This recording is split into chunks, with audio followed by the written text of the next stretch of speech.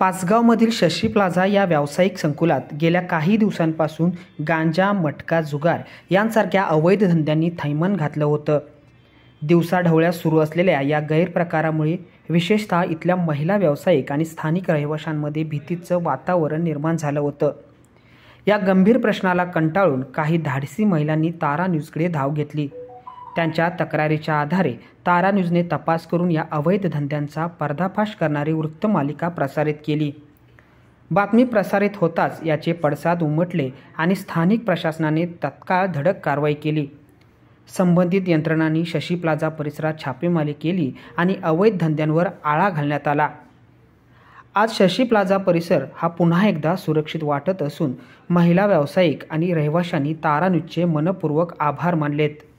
जर आम्ही आवाज उठवला नसता आणि तारा न्यूजने तो आवाज दूरपर्यंत पोहोचवला नसता तर ही कारवाई शक्य झाली नसती, असं महिलांनी सांगितलं. नमस्कार दर्शको, सध्या मी आहे पाचगावमध्ये आणि पाचगावमध्ये असलेल्या शशी प्लाझा बिल्डिंगमध्ये काही दिवसापूर्वी अवैध धंदे सुरू होते आणि तारा न्यूजच्या माध्यमातून येथे येऊन ह्या होणाऱ्या अवैध धंद्याबाबत आणि इथल्या महिलांना होणाऱ्या त्रासाबद्दल आवाज उठवला आणि या बातमीचा इफेक्ट इतका झाला की आज या बिल्डिंगमधले पूर्ण अवैध धंदे बंद झालेत. आपल्यासोबत काही महिला आहेत, जाणून घेऊया त्यांच्या प्रतिक्रिया नेमक्या काय आहेत. थँक्यू तारा न्यूज, इथं येऊन आमची दखल घेतल्याबद्दल. बाकी आमचे कोणच ऐकत नव्हते, पण तारा न्यूजला एक फोन केल्यानंतर लगेच त्यांची लोक इथं येऊनपर्यंत पोचली आणि ह्यांची बातमी घरोघरी पोचली. पाचगावमध्ये राहणाऱ्या प्रत्येक जण मला विचारत होते न्यूज कसे काय तुम्ही दिली वगैरे, कारण की तर अवैध धंदे इथं बंदच झाले आमच्या इथले. थँक्यू तारा न्यूज. आणि ह्याची दखल पालकमंत्र्यांनी सुद्धा घेतलेली आहे, त्यामुळे इथं आम्हाला राहताना आता अगदी कम्फर्टेबल वाटते, सुरक्षित वाटतंय.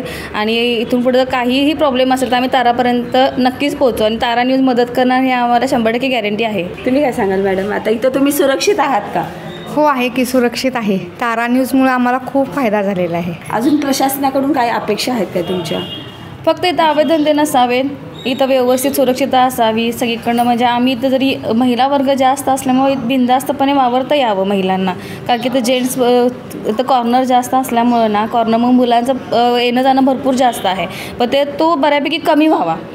येणं जाणं रहदारी असू दे, पण ते क्लायंटचं पाहिजे. बाकी बिनकामाची लोक आहेत तर त्यांची रहदारी बंद व्हावी हीच फक्त अपेक्षा आहे. आता इथं जुगार होता, मटका होता, परत पानपट्टीत मुलं पण येणारी, बरेच जणांची पिंडकी पण येणारी होती, दारू पिणारी वगैरे होती, मग ते थुकणे वगैरे हे सगळा प्रकार चालायचा त्याच्यामध्ये. परत आता जुगार इथं खाली चालायचा, इथंसुद्धा चालायचा. आम्ही जिन्यातून वरती येतानासुद्धा आम्हाला त्रास व्हायचा. लोक भरपूर असल्यामुळे बायकांना तर सुरक्षित वाटतच नव्हती. प्रत्येकजणांना हे काय चाललं आहे ते प्रत्येकाचे क्लायंट तुटायला लागले. जास्त करून महिला वर्ग आहे. इथं लेडीज टेलर आहे, पार्लर आहे माझं, फोटोग्राफीचे शॉप्स आहेत इथं. मग त्यामुळे लेडीज स्टाफ जास्त असल्यामुळे जेंट्स रहदारी वाढल्यामुळे लेडीज स्टाफ भरपूर प्रमाणात कमी झाला. आता ते तारा न्यूजमुळे शक्यच झालं आणि थँक्यू तारा न्यूज वन्स अगेन. आम्हाला आता सुरक्षित वाटते, कारण आम्ही दोघीच राहत होतो घरी, त्यामुळे आता आम्हाला सुरक्षित वाटतं. तुम्ही दखल घेतल्याबद्दल थँक्यू. आणि ते पूर्ण बंद झालेत धंदे इथले आणि बरं झालं खूप, कारण थुकणं वगैरे पूर्णच कमी झाले आणि बरं वाटायला लागले खरंच. सुरक्षित तर आहे. असंच की आता हे असं ह्याला आळा बसावा, अशा गोष्टी नाही तर होऊ नये एवढंच फक्त. कारण लेडीज कसं त्याशिवाय हे होऊ शकत नाही, कम्फर्टेबल वाटत नाही ना येणं जाणं हे करणं.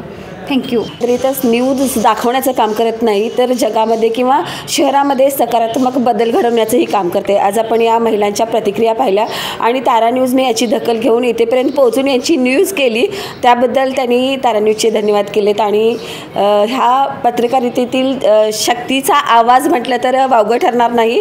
कॅमेरामॅन रवीसह मी सुरेखा, तारा न्यूज, कोल्हापूर. दरम्यान तारा न्यूजची बातमी म्हणजे परिवर्तनाची सुरुवात आहे. ही घटना हे स्पष्टपणे दाखवते.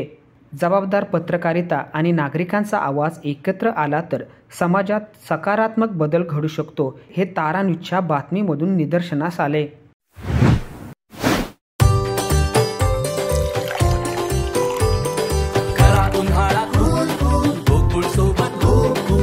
गोकुळ सोबत